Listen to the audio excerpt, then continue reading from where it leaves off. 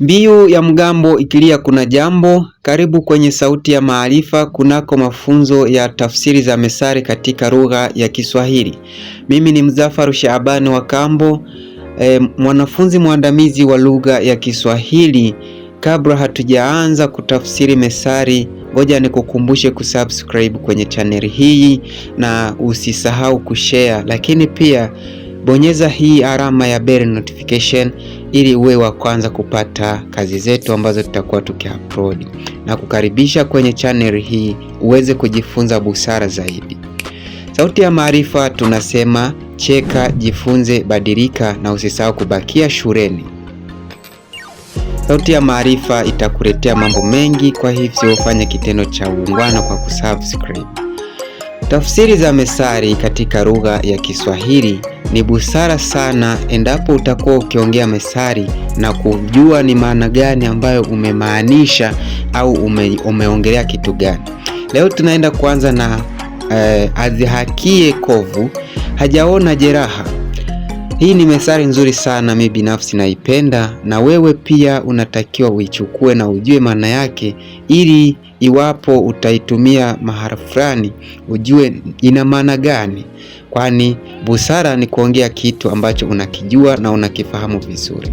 Tuanze kwa kujua nini maana ya kudhihaki. Kudhihaki maana yake ni kufanya mzaha, kejeli au dharau kwa mtu au jambo kwa lengo la kumfanya aonekane duni au kumfadhaisha. Kuna maneno mengine ambayo yanafanana na hili kudhihaki. Maneno haya ni pamoja na kumkejeli mtu, kumbeza, kumfanyia mzaha au kumcheka kwa dharau. Kuna watu waga unafanya hivyo. Kovu maana yake ni alama au baki linalobaki kwenye ngozi baada ya kujeruhiwa au baada ya jeraha. Maana ya kifasihi au kijamii, neno kovu hutumika kuelezea athari za kisaikolojia, maumivu ya zamani au historia ngumu mtu binafsi anayokuwa aliipitia au mtu aliyoipitia. Jeraha ni uharibifu wa tishu za mwili unaosababishwa na kupasuka, kukatwa au kuchomwa kwa ngozi. Methali hii moja kwa moja kwa kifupi inamaanisha kwamba wewe binafsi kama upo miongoni mwa watu ambao ni wanabeza mambo au wanayachukulia poa, inawezekana ukimwona mtu anajeruhiwa au ana jeraha fulani, basi unaanza kumcheka kwa jeuri au kumfanyia mzaha. Hivi ndivyo maana ya hii methali, kwamba wewe unakuwa tayari haujawahi kuliona jeraha. Na methali ya pili ni hii hapa: atao kukutukana hakowi matango. Hakowi ina maana ya hakosi, yani ina maana moja na hakosi.